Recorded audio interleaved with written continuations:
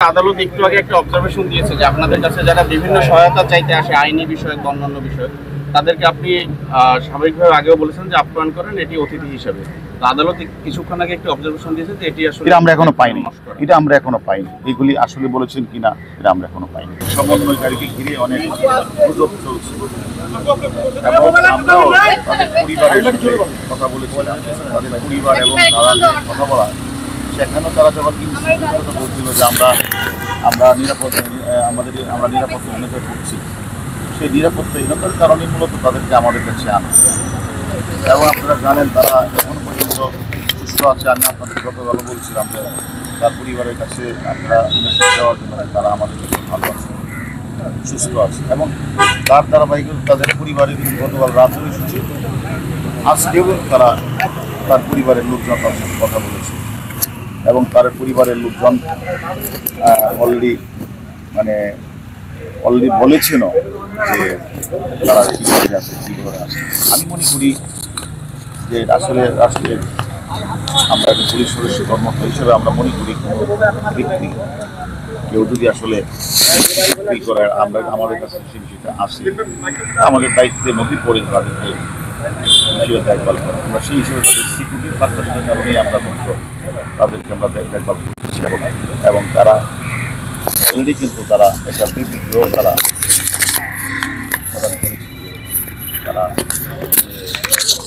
আন্দোলন তারা নাই, আন্দোলন তারা নাই। যদি আপনারা মনে করেন যে এই কোথাও একটা গুজব ছড়িয়েছে, আমরা দেখেছি গতকাল রাতে যে তারা স্বেচ্ছায়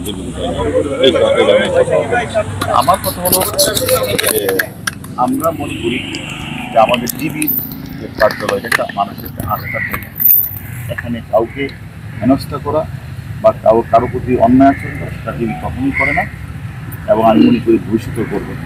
এটা একটা আস্থার জায়গা। মানুষ যখন কোনো বিপদে পড়ে আমাদের কাছে আসে, কেউ যেন সিকিউরিটি কিনে ভুগে আমাদের কাছে আসে বা আমরা নিয়ে আসি, আমরা তাদের সিকিউরিটি দেওয়ার পরিবারের লোকজন এসেছে, দেখা করেছে, আজকেও তারা পরিবারের লোকজন দেখা করেছে এবং আমাদের কাছে সন্তুষ্টি প্রকাশ করেছে এবং তারা যে ভালো হয়েছে সেই জন্য তারা আমাদেরকে ধন্যবাদ দিয়েছে। আমরা মনে করি যেহেতু আপনারা জানেন এই কোঠা বিরোধী আন্দোলনটা এই কোমলমতি শিক্ষার্থীরা করেছিল, তাদের ভিতরে ঢুকে একটি গোষ্ঠী জামাত বিএনপি চক্র তারা ঘোলাপানিতে মাছ শিকার করার জন্য তারা বিভিন্ন ধরনের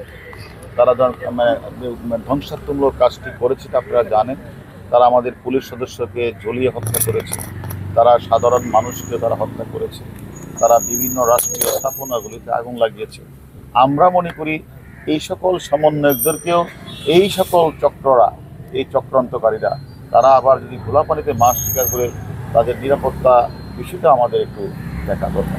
ডিবি একটি আস্থার জায়গা, সেখানে কাউকে জোর করে সেখানে রাখা হয় না, কারো উপরে কোনো অন্যায় অত্যাচার করা হয় না, জোর করে কোনো বিবৃতি নেওয়া হয় না। আমি মনে করি তারা রিয়েলাইজ করেছে যে তারা আমাদের কাছে লিখিতভাবে বলেছে যে সরকার তাদের যে দাবি পুরাটাই সরকার মেনে নিয়েছে এবং সেই কারণেই তারা তাদের যে আন্দোলন তারা প্রত্যাহার করে নিয়েছে। আমরা তাদের সাথে কথা বলছি, তার পরিবারের সাথেও কথা বলছি। আমরা মনে করি তারা শীঘ্রই তারা তাদের পরিবারের কাছে চলে যাবে যদি আমরা তাদের সিকিউরিটি বিষয়টা দিচ্ছি। এখন নিয়মতান্ত্রিক আন্দোলন করতে গিয়ে যদি আবার তারা কোনো স্থাপনায় তারা হাত দেবে, তারা যদি গাড়িতে হামলা করে পূর্বের মতো তারা এই আচরণটা করে, তা আমরা তো তাদেরকে আসলে এই বিষয়ে আমরা মনে করি এটা তো নিয়মতান্ত্রিক আন্দোলন না, তাহলে তারা ধ্বংসাত্মকমূলক যারা ধ্বংসাত্মকমূলক কাজটা করবে তাদের তো বাংলাদেশ পুলিশ তো তাদেরকে ছাড়বে না।